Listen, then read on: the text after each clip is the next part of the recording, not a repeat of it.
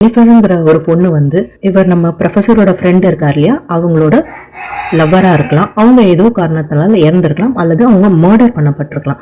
அந்த மர்டரரை பத்தி தான் பேசிட்டு இருக்காங்கன்னு நினைக்கிறேன். அவர் ரொம்ப வருத்தமா இருக்காரு. ஸோ ப்ரொஃபஸர் வந்து அவரை கன்சோல் பண்றாரு, அவங்க ஃப்ரெண்டை வந்து கன்சோல் பண்றாரு. இப்ப நீ கல்யாணம் பண்ணது எனக்கு ரொம்ப சந்தோஷமா இருக்கு, உனக்கு குழந்தை பிறக்க போறது அதை விட எனக்கு ரொம்ப ரொம்ப சந்தோஷமா இருக்கு அப்படின்னு சொல்றாரு. அதனால நீ பழசெல்லாம் மறந்துட்டு ஒரு புது வாழ்க்கை நல்லபடியா வாழ் அப்படின்னு அட்வைஸ் பண்றாரு. ஜெனிஃபரும் இதை மேல இருந்து பார்த்து உனக்காக சந்தோஷப்படுவா அப்படின்னு சொல்றாரு. நடுவுல நான் ஒரு விஷயத்த சொல்ல மறந்துட்டேன். ப்ரொஃபஸருக்கு ஒரு தம்பி இருக்காரு போல இருக்கு, அவர் காணாம போயிட்டார் போல. இந்த விஷயத்த ப்ரொஃபஸர் வந்தப்போவே டிஸ்கஸ் பண்ணுவாங்க, அதை நான் உங்களுக்கு சொல்ல மறந்துட்டேன். வீட்டுல இந்த டிஸ்கஷன்லாம் முடிச்சதுக்கு அப்புறம் ப்ரொஃபஸரை வந்து ஹோட்டல்ல டிராப் பண்றாரு ஃப்ரெண்ட் டிராப் பண்ணிட்டு, நான் வந்து உன்னை ஏர்போர்ட்லயே விட்டுருப்பேன், ஆனா எனக்கு வந்து ஒரு இம்பார்ட்டன்டான சர்ஜரி இருக்கு. ஆக்சுவலா ஃப்ரெண்டு டாக்டர் போல, அது இப்பதான் நமக்கு கிளியரா தெரியுது.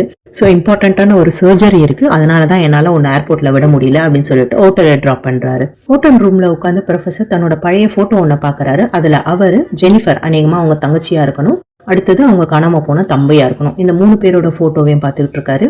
இந்த போட்டோ கிளியரா தெரியாததுனால யார் என்னன்னு தெரியல, ஜஸ்ட் நம்ம அசம்ஷன் தான். அடுத்து நம்ம கேம்பிங் வந்த ஃபேமிலியை காட்டுறாங்க. அவங்க வந்து வழி தெரியாததுனால, ஏன்னா ஹெவி ஸ்னோவா இருக்கு இல்லையா, அதனால வழி தெரியாதனால எங்க போறதுன்னு தெரியாம அப்படியே ரோட்லயே சுத்திட்டு இருக்காங்க. நம்ம முன்னாடி சைட்ல ஒரு பையன் பார்த்தோம்ல, ஆக்சுவலா 2 பசங்க இருக்காங்க. அவங்களுக்கு மொத்தம் 4 பேரு. எந்த ரைட் திரும்பணும் எந்த லெப்ட் திரும்பணும் அப்படின்றது தெரியல அவங்களுக்கு. அப்ப ஒரு இடத்துல வந்து நிக்கிறாங்க. அப்ப வந்து முன்னாடி ஒரு கார் இருக்கு, கார் நின்றுட்டு இருக்கு. அநேகமா அது சிக்னல், அந்த சிக்னல்ல கார் நின்றுட்டு இருக்கு. சோ அங்க போய் வழி கேக்குறாங்க. அந்த காரை பார்த்தா கொஞ்சம் சஸ்பிஷியஸா இருக்கு. அதே மாதிரி கார் தான் நம்ம வந்து அந்த மர்டரர் சீன்லயும் பார்த்தோம். இப்போ அந்த ஹஸ்பண்ட் வந்து குடும்ப தலைவர் வந்து போய் வழி கேட்டுட்டு வராரு. ஓகே, நம்ம கண்டுபிடிச்சிட்டோம், ஒண்ணும் இல்ல, இந்த லெப்ட்ல போய் ஸ்ட்ரைட்டா போனா வழி வந்துரும் அப்படின்னு சொல்லிட்டு அவங்க கேம்பிங் கிரவுண்டுக்கு போறாங்க. போய் பார்த்தா அங்க யாருமே கிடையாது. அவங்க வந்து ஒரு ஃபுல் கேம்பிங் அரேஞ்ச் பண்ணிருந்தாங்க போல இருக்கு, பட் யாருமே இல்ல.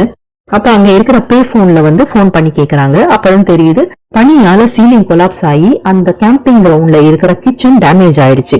சோ அதனால அவங்க க்ளோஸ் பண்ணிட்டாங்களாம், கேம்பிங் எதுவும் நடக்கலையாம். ஆனா நீங்க வந்து அந்த ஹால்ல நீங்க வேணும்னா தங்கிக்கலாம், பட் வந்து தண்ணி இல்ல, தண்ணி வந்து க்ளோஸ் பண்ணியாச்சு, உங்களுக்கு வேணும்னா நீங்க தண்ணியை வெளியில இருந்து எடுத்துட்டு வரணும் அப்படின்னு சொல்லி இன்ஸ்ட்ரக்ஷன் கொடுத்துருக்காங்க. அம்மா என்ன சொல்றாங்கன்னா, இந்த மாதிரி இடத்துல நம்ம தங்க வேண்டாம், நம்ம கிளம்பலாம். ஆனா குழந்தைங்க என்ன பண்றாங்க, நம்ம இவ்வளவு தூரம் கஷ்டப்பட்டு வந்துட்டோம், ப்ளீஸ் நம்ம தங்கலாம் அப்படின்னு கெஞ்சுறாங்க. அதே மாதிரி அப்பாவும் நம்ம வந்து குழந்தைங்களுக்காகவாது தங்கலாம் அப்படின்னு சொல்லிட்டு கேக்குறாரு. சோ அம்மாவும் ஒத்துக்கிறாங்க. அங்கேயே அவங்க கொண்டு வந்த திங்ஸை வச்சு கேம்பிங் பண்ண ஆரம்பிக்கிறாங்க. ஆனா தண்ணி எடுக்க போனோம் இல்லையா, சோ அம்மா வந்து தண்ணி எடுக்க போயிருக்காங்க.